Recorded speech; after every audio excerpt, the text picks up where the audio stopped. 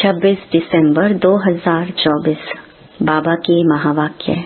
मीठे बच्चे, तुम अभी पढ़ाई पढ़ रहे हो। यह पढ़ाई है पतित से पावन बनने की। तुम्हें यह पढ़ना और पढ़ाना है। प्रश्न: दुनिया में कौन सा ज्ञान होते हुए भी अज्ञान अंधियारा है? उत्तर: माया का ज्ञान, जिससे विनाश होता है। मून तक जाते हैं। यह ज्ञान बहुत है, लेकिन नई दुनिया और पुरानी दुनिया का ज्ञान किसी के पास नहीं है। सब अज्ञान अंधियारे में है। सभी ज्ञान नेत्र से अंधे हैं। तुम्हें अभी ज्ञान का तीसरा नेत्र मिलता है। तुम नॉलेजफुल बच्चे जानते हो, उन्हों की ब्रेन में विनाश के ख्यालात हैं। तुम्हारी बुद्धि में स्थापना के ख्यालात हैं। ओम शांति। बाप इस शरीर द्वारा समझाते हैं। इनको जीव कहा जाता है। इनमें आत्मा भी है और मैं भी इसमें आकर बैठता हूँ। यह तो पहले पहले पक्का होना चाहिए। इनको दादा कहा जाता है। यह निश्चय बच्चों को बहुत पक्का होना चाहिए। इस निश्चय में ही रमण करना है। बरोबर बाबा ने जिसमें पधरामणी की है, वह बाप खुद कहते हैं, मैं इनके बहुत जन्मों के अंत में आता हूँ। बच्चों को समझाया गया है, यह है सर्व शास्त्र शिरोमणि गीता का ज्ञान। श्रीमत अर्थात श्रेष्ठ मत। श्रेष्ठ ते श्रेष्ठ मत है एक भगवान की, जिसकी ही श्रेष्ठ मत से तुम देवता बनते हो। बाप खुद कहते हैं, मैं आता ही तब हूँ जब तुम भ्रष्ट मत पर पतित बन जाते हो। मनुष्य से देवता बनने का अर्थ भी समझना है। विकारी मनुष्य से निर्विकारी देवता बनाने बाप आते हैं। सतयुग में मनुष्य ही रहते हैं, परंतु दैवी गुण वाले। अभी कलयुग में है सभी आसुरी गुण वाले। है सारी मनुष्य सृष्टि, परंतु यह है ईश्वरीय बुद्धि और वह है आसुरी बुद्धि। यहाँ है ज्ञान, वहाँ है भक्ति। ज्ञान और भक्ति अलग अलग है। भक्ति के पुस्तक कितने ढेर के ढेर हैं। ज्ञान का पुस्तक एक है। एक ज्ञान सागर की पुस्तक एक ही होना चाहिए। जो भी धर्म स्थापन करते हैं, उनका पुस्तक भी एक ही होता है, जिसको रिलीजियस बुक कहा जाता है। पहली पहली रिलीजियस बुक है गीता। पहला पहला आदि सनातन देवी देवता धर्म है, न कि हिंदू धर्म। मनुष्य समझते हैं गीता से हिंदू धर्म स्थापन हुआ। गीता का ज्ञान श्री कृष्ण ने दिया। कब दिया? परंपरा से। कोई शास्त्र में शिव भगवानुवाच तो है नहीं। तुम अभी समझते हो, इस गीता ज्ञान द्वारा ही मनुष्य से देवता बने हैं। जो बाप अभी हमें दे रहे हैं, इसको ही भारत का प्राचीन राजयोग कहा जाता है। जिस गीता में ही काम महाशत्रु लिखा हुआ है, इस शत्रु ने ही तुम्हें हार खिलाई है। बाप इस पर ही जीत पहनाकर जगत जीत विश्व का मालिक बनाते हैं। बेहद का बाप बैठ इन द्वारा तुमको पढ़ाते हैं। वह है सभी आत्माओं का बाप। यह फिर है सभी मनुष्य आत्माओं का बेहद का बाप। नाम ही है प्रजापिता ब्रह्मा। तुम किससे पूछ सकते हो कि ब्रह्मा के बाप का नाम क्या है, तो मूंझ पड़ेंगे। ब्रह्मा, विष्णु, शंकर, इन तीनों का बाप कोई होगा ना। ब्रह्मा, विष्णु, शंकर सूक्ष्म वतन में देवताएं हैं। उनके ऊपर है शिव। बच्चे जानते हैं, शिव बाबा के जो बच्चे आत्माएं हैं, उन्होंने शरीर धारण किया है। वह तो सदैव निराकार परम पिता परमात्मा है। आत्मा ही शरीर द्वारा कहती है परम पिता। कितनी सहज बात है। इनको कहा जाता है अल्फ और बे की पढ़ाई। कौन पढ़ाते हैं? गीता का ज्ञान किसने सुनाया? श्री कृष्ण को तो भगवान कहा नहीं जाता। वह तो देहधारी है, ताजधारी है। शिव तो है निराकार, उन पर तो कोई ताज आदि है नहीं, वही ज्ञान का सागर है। बाप ही बीज रूप चैतन्य है, तुम भी चैतन्य हो। सभी झाड़ों के आदि मध्य अंत को तुम जानते हो। भल तुम माली नहीं हो, परंतु समझ सकते हो कि बीज कैसे डालते हैं, उनसे झाड़ कैसे निकलता है। वह है जड़, यह है चैतन्य। आत्मा को चैतन्य कहा जाता है। तुम्हारी आत्मा में ही ज्ञान है और किसी आत्मा में ज्ञान हो नहीं सकता। तो बाप चैतन्य मनुष्य सृष्टि का बीज रूप है। यह चैतन्य क्रिएशन है। वह सभी हैं जड़ बीज। ऐसे नहीं कि जड़ बीज में कोई ज्ञान है। यह तो है चैतन्य बीज रूप, उनमें सारी सृष्टि की नॉलेज है।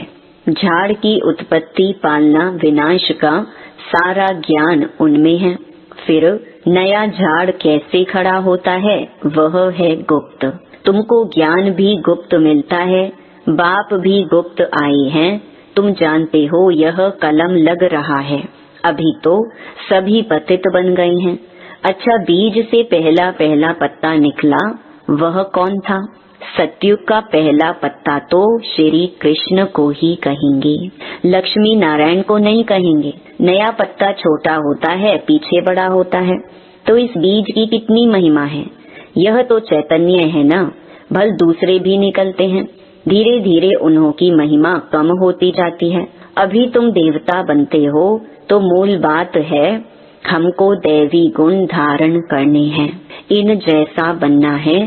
चित्र भी है, यह चित्र ना होते तो बुद्धि में ज्ञान कैसे आता। यह चित्र बहुत काम में आते हैं। भक्ति मार्ग में इन चित्रों की पूजा होती है और ज्ञान मार्ग में तुमको इन्हों से ज्ञान मिलता है कि इन जैसा बनना है।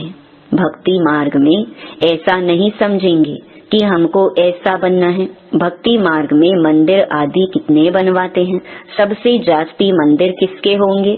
जरूर शिव बाबा के ही होंगे। फिर उनके बाद क्रिएशन के होंगे। पहली क्रिएशन यह लक्ष्मी नारायण है, तो शिव के बाद इनकी पूजा जास्ती होगी। माताएं जो ज्ञान देती हैं उनकी पूजा नहीं, वह तो पढ़ती हैं। तुम्हारी पूजा अभी नहीं होती है क्योंकि तुम अभी पढ़ रहे हो। जब तुम पढ़कर अनपढ़ बनेंगे फिर पूजा होगी। अभी तुम देवी देवता बनते हो। सतयुग में बाप थोड़े ही पढ़ाने जाएगा, वहाँ ऐसी पढ़ाई थोड़े ही होगी।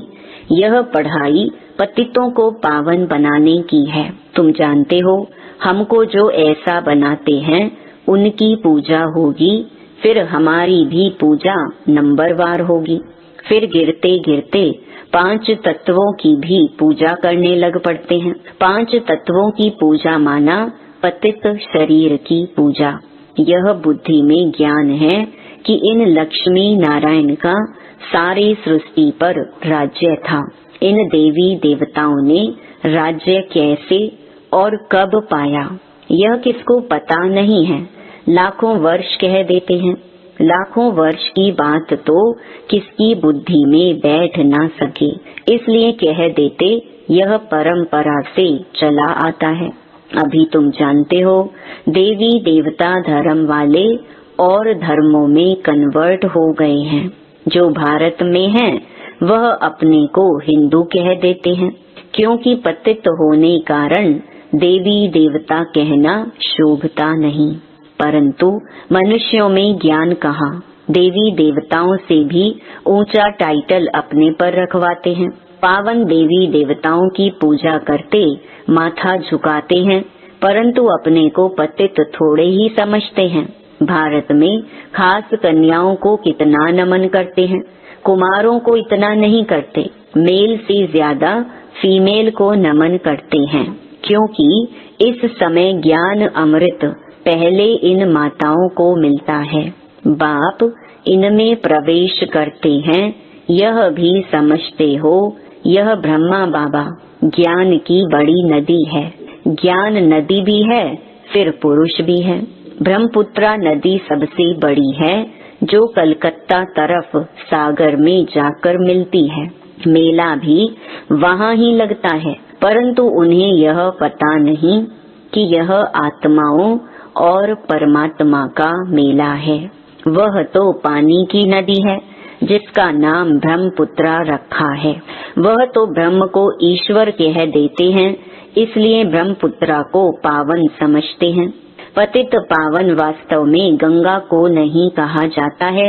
यहाँ सागर और ब्रह्मा नदी का मेला है। बाप कहते हैं यह फीमेल तो नहीं है जिस द्वारा एडॉप्शन होती है। यह बहुत गुह्य समझने की बातें हैं जो फिर प्रलोप हो जानी है। फिर बाद में मनुष्य इस आधार पर शास्त्र आदि बनाते हैं। पहले हाथ के लिखे हुए शास्त्र थे, बाद में बड़ी बड़ी मोटी किताबें छपवाई हैं। संस्कृत में श्लोक आदि थे नहीं। यह तो बिल्कुल सहज बात है। मैं इन द्वारा राजयोग सिखलाता हूँ, फिर यह दुनिया ही खलास हो जाएगी। शास्त्र आदि कुछ भी नहीं रहेंगे। फिर भक्ति मार्ग में यह शास्त्र आदि बनेंगे। मनुष्य समझते हैं यह शास्त्र आदि परंपरा से चले आए हैं। इसको कहा जाता है अज्ञान अंधियारा। अभी तुम बच्चों को बाप पढ़ाते हैं जिससे तुम सोझरे में आए हो। सतयुग में है पवित्र प्रवृत्ति मार्ग, कलयुग में सभी अपवित्र प्रवृत्ति वाले हैं। यह भी ड्रामा है। बाद में है निवृत्ति मार्ग जिसको सन्यास धर्म कहते हैं। जंगल में जाकर रहते हैं, वह है हद का सन्यास। रहते तो इस पुरानी दुनिया में है, अभी तुम जाते हो नई दुनिया में। तुम्हें तो बाप से ज्ञान का तीसरा नेत्र मिला है, तो तुम कितने नॉलेजफुल बनते हो। इससे जास्ती नॉलेज होती ही नहीं। वह तो है माया की नॉलेज जिससे विनाश होता है। वो लोग मून चांद पर जाकर खोज करते हैं। तुम्हारे लिए कोई नई बात नहीं। यह सभी माया का पॉम्प है। बहुत शो करते हैं, अति डीपनेस में जाते हैं कि कुछ कमाल करके दिखाएं। बहुत कमाल करने से फिर नुकसान हो जाता है। उन्हों के ब्रेन में विनाश के ही ख्यालात आते हैं। क्या क्या बनाते रहते हैं। बनाने वाले जानते हैं इससे ही विनाश होगा। ट्रायल भी करते रहते हैं। कहते भी हैं 2 बिल्ले लड़े, माखन तीसरा खा गया। कहानी तो छोटी है, परंतु खेल कितना बड़ा है। नाम इन्हों का ही बाला है। इन द्वारा ही विनाश की नूंद है। कोई तो निमित्त बनता है ना। क्रिश्चियन लोग समझते हैं पैराडाइज था, पर हम नहीं थे। इस्लामी बौद्धि भी नहीं थे, फिर भी क्रिश्चियन लोगों की समझ अच्छी है। भारतवासी कहते हैं देवी देवता धर्म लाखों वर्ष पहले था, तो बुद्धू ठहरे ना। बाप भारत में ही आते हैं। जो महान बेसमझ हैं उन्हें ही महान ते महान समझदार बनाते हैं। परंतु फिर भी याद रहे, बाबा तुम बच्चों को कितना सहज करके समझाते हैं। मुझे याद करो तो तुम सोने का बर्तन बन जाएंगे, तो धारणा भी अच्छी होगी। याद की यात्रा से ही पाप कटेंगे। मुरली नहीं सुनते तो ज्ञान रफू चक्कर हो जाता है। बाप तो रहमदिल होने के नाते उठने की ही युक्ति बतलाते हैं। अंत तक भी सिखलाते ही रहेंगे। अच्छा, आज भोग है, भोग लगाकर जल्दी वापस आ जाना है। बाकी वैकुंठ में जाकर देवी देवताओं आदि का साक्षात्कार करना, यह सब फालतू है। इसमें बहुत महीन बुद्धि चाहिए। बाप इस रथ द्वारा कहते हैं मुझे याद करो, मैं ही पतित पावन तुम्हारा बाप हूँ। इसमें बहुत महीन बुद्धि चाहिए। बाप इस रथ द्वारा कहते हैं मुझे याद करो, मैं ही पतित पावन तुम्हारा बाप हूँ। तुम ही से खाऊं, तुम ही से बैठूं, यह यहाँ के लिए है, ऊपर में कैसे होगा। अच्छा, मीठे मीठे सिकिलधे बच्चों प्रति माता पिता बाप दादा का याद प्यार और गुड मॉर्निंग। रूहानी बाप की रूहानी बच्चों को नमस्ते। धारणा के लिए मुख्य सार। पहला, बाप इस दादा में प्रवेश हो हमें मनुष्य से देवता अर्थात विकारी से निर्विकारी बनाने के लिए गीता का ज्ञान सुना रहे हैं। इसी निश्चय से रमण करना है, श्रीमत पर चलकर श्रेष्ठ गुणवान बनना है। दूसरा, याद की यात्रा से बुद्धि को सोने का बर्तन बनाना है।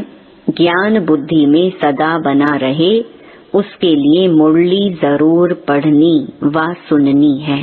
वरदान, अपने पोजीशन की स्मृति द्वारा माया पर विजय प्राप्त करने वाले निरंतर योगी भव।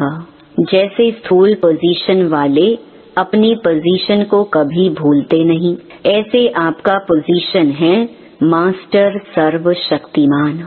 इसे सदा स्मृति में रखो और रोज अमृत वेले इस स्मृति को इमर्ज करो तो निरंतर योगी बन जाएंगे और सारा दिन उसका सहयोग मिलता रहेगा।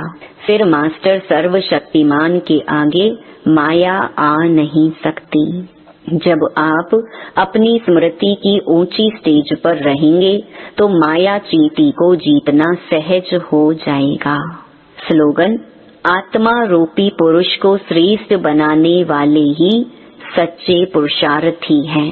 ओम शांति।